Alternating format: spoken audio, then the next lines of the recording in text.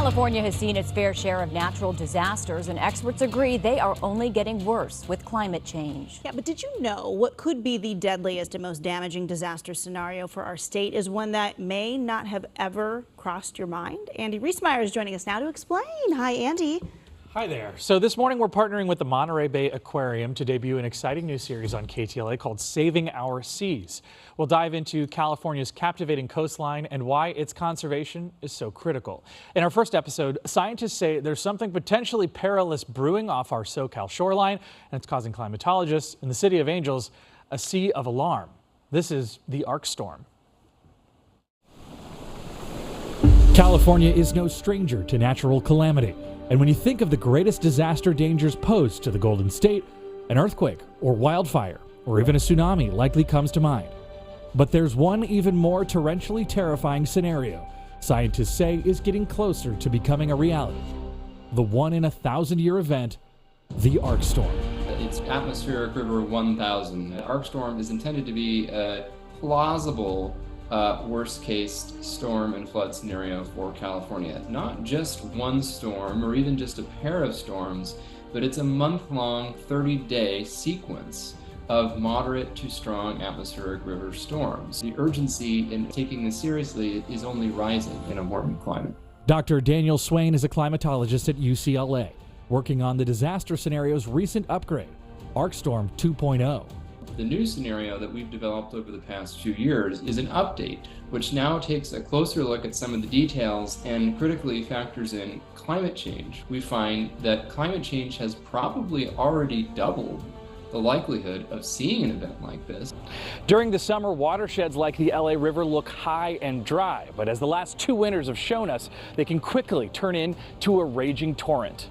You can see just behind me how much higher the LA River is. What is really remarkable is just to see how quickly this water is moving, and just absolutely how fast that it's just coming here down from the mountains, of course, through these channels and all the way out into the ocean. The ARkStorm weather event would draw heat and moisture from warming Pacific waters, brewing weeks of relentless atmospheric rivers and discharging its deluge in a ferocious rush of rain across our region.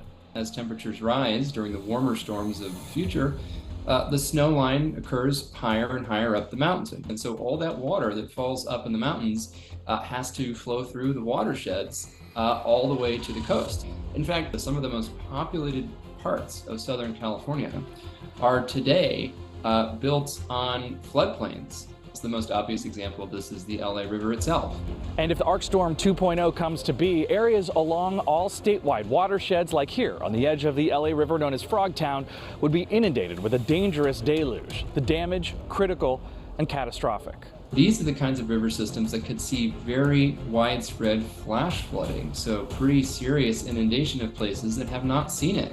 It would affect coastal areas directly, it would affect inland areas. There probably would be major California cities that would see multiple feet of rain, flooding that would seriously test, if not overwhelm, a lot of our flood control infrastructure. So this would include everything from major freeways being largely inaccessible, major water conduits potentially being damaged. There could be levee failures in the Delta, which could threaten the water supply for Southern California. Even major airports, especially in Northern and Central California, being essentially unusable for commercial flights for weeks to months. This would not really be something that any Californian would be able to ignore. Experts estimate economic losses to be enormous. That is essentially $1 trillion. And that's not even considering the loss of life. Something that I don't think anybody who experienced it would ever forget. But what, if anything, can be done to counter the catastrophe? One of the reasons we wanted to create these scenarios was to really spark this conversation and getting more serious about thinking about the kinds of severe flood risks that could and will eventually come to pass before Mother Nature and climate change force the issue. For now, climatologists' best hope is that enough awareness can be raised to move the needle in Sacramento. For Saving Our Seas, I'm Andy Reesmeyer. So Dr. Swain told us that wild winter of atmospheric river 2 years ago only brought about half of the precipitation it would take to trigger the ARkStorm 2.0 scenario. So imagine just double the rain that we saw. Just this past decade in California, we've seen not only the worst droughts and wildfires in our state's history, but also the hottest and wettest individual years on record in over a century. So there's no doubt California's climate is changing. Dr. Swain says he hopes state lawmakers will get to work and start taking flood preparations as seriously as we take earthquake safety.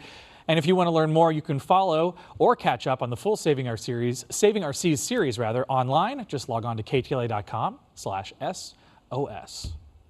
Wow, Andy, thank you. I had never even heard of the ARkStorm. Yeah. Pretty wild stuff. Yeah.